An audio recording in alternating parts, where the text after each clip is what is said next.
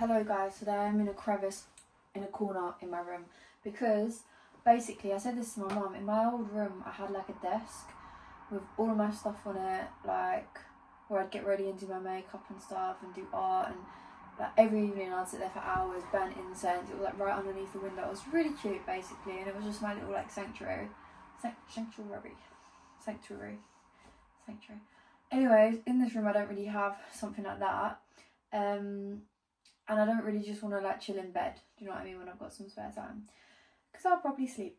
So I'm thinking of setting up a little like cushy area over here, and maybe even getting like a little fold-out table. In this video I'm going to be talking about everything that I'm leaving in 2024, because I've been getting on my TikTok a lot, my For You page, that today, my bad, today is the last full moon of the year.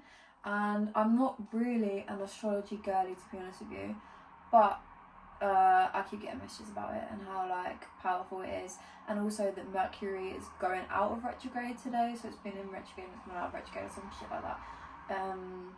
It's a very powerful day pretty much for releasing and manifesting new, especially considering it's the end of the year.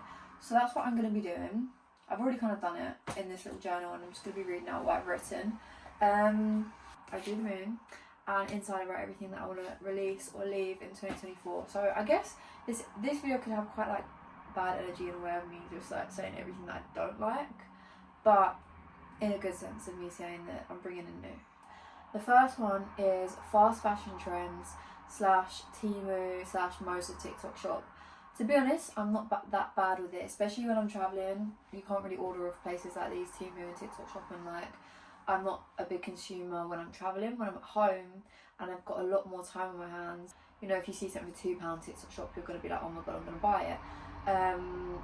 I want out of that. As much as like it can be very convincing, some of these ads, like I want to start investing, I said this in my last video, I want to start investing in like good quality products that will last, I can't speak, like good quality products that will last a long time and not over consuming. Okay, next one. Dismissing the feelings of others. And I don't think I do this as a whole. Like a lot of these things I've written down, like I'm not doing on a regular basis, but there's kind of context to it. In this context, I mean like if I have a falling out or like a disagreement with somebody close to me, like my boyfriend or a family member, I mean everybody does it, you get in your own head about how you feel in the situation, and that's what you're trying to communicate, how you feel. And I've only just started really doing this as well, communicating how I feel and actually speaking about my emotions, so I'm quite heavy on that, like this is how I feel, so I'm going to let you know, rather than taking into account both parties, because they'll often tell me how they feel and I'm like, yeah, I understand, but sometimes I don't really put myself in their shoes, and I think if I try and prioritise that, maybe the other person will as well. I don't know, I think it's just something that will prevent disagreements, arguments, or like bad vibes. Next one, overtraining and not prioritising recovery. I've been a big victim to this, would you say that? I don't know. But sometimes maybe I'm in the flow of training every single day and I'm not really realising that it is taking a toll on my body and like my mental and all this stuff in a negative way.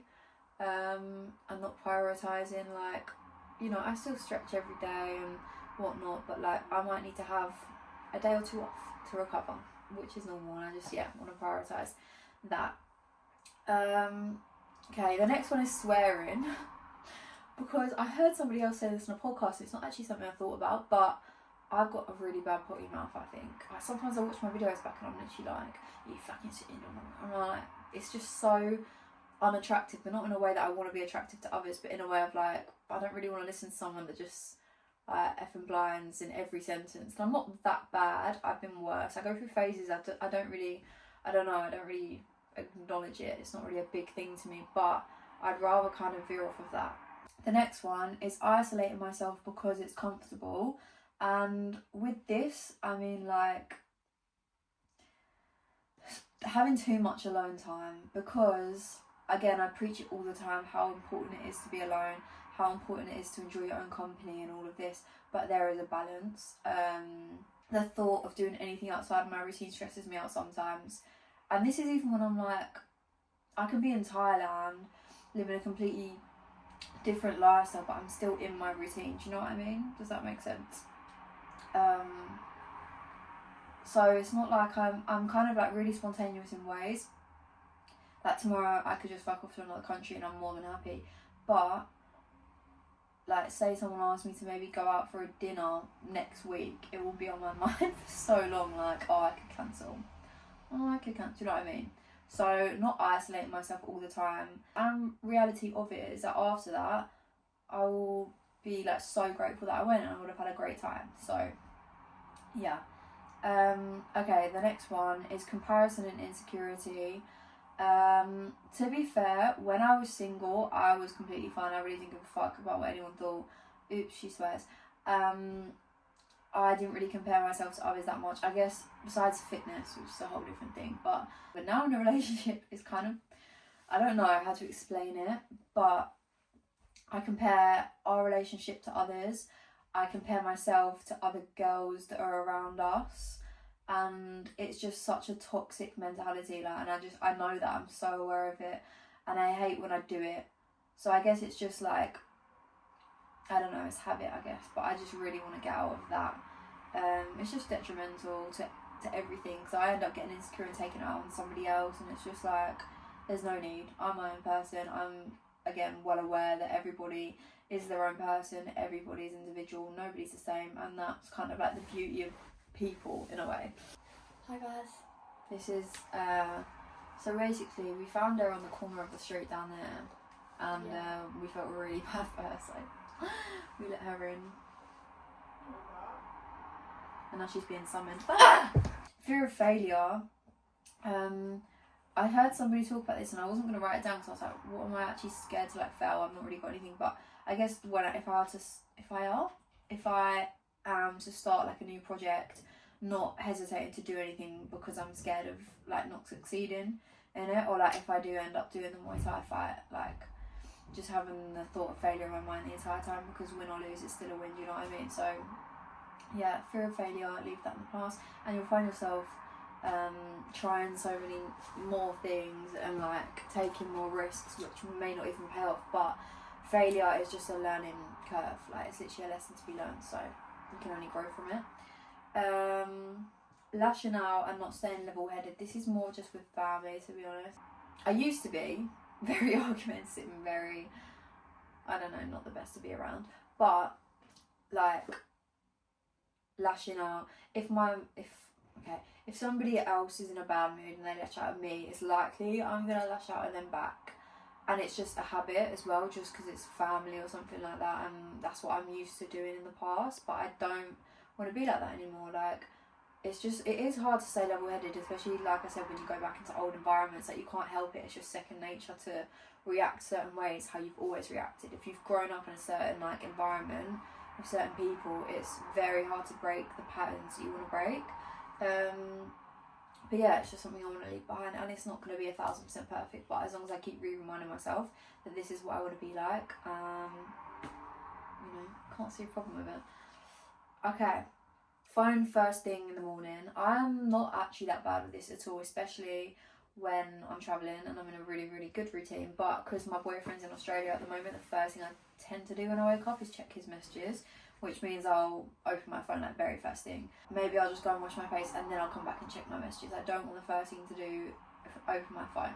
I feel like I've done it the past like week, and I can feel just the complete difference that it has on my morning. Not wearing SPF, I don't even wear sun cream, which is terrible. It's because I love a tan, like I just don't want to lose my tan. And when I'm travelling, like I don't know, I don't really wear sun cream, to be honest, but SPF on the face, so it doesn't have to be like sun cream, but like an SPF moisturiser.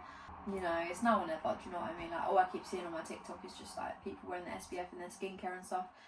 Like, there's no harm in doing it. It doesn't mean I'm going to tan any less, I'm pretty sure. It's just a bit of protection. But I don't know how I feel about sun cream, because I see so many different things that sun cream's like toxic to your skin, or does the complete opposite and protect you from the sun, and like natural sunlight's better on your I don't know. Research needs to be done. Next is neglecting sleep. Again, I'm not too bad with that, to be honest, but by this I mean like not have an energy drink, even like a healthy energy drink, not have like caffeine after like 4 p.m. because I actually won't sleep. Next, gossip. I don't have any friends, so I'm not big on it. Like, I don't have anything to gossip about. So sometimes I find that if there is something to gossip about, maybe it'll be with me and my boyfriend, we gossip to each other. I don't want to partake. Sorry. I know people find it fun and stuff like that, but I know it can be quite fun. But like, I just don't want... I guess there are different levels to gossip, actually. I'll take that back. There are different levels to gossip. You can be like, oh, have you seen that this person's doing this? And it's not in a toxic way, but I'm talking about gossip where it's like you're letting it affect your life.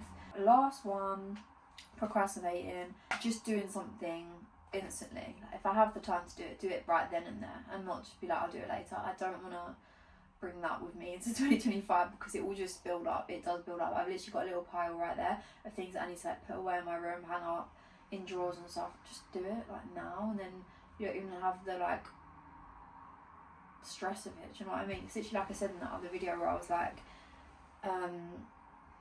being organised will just help you to relax so much more. Yeah, that was actually really fun talking about all of that, and it's nice now. I feel like it's like released off my chest. But yeah, I'm really enjoying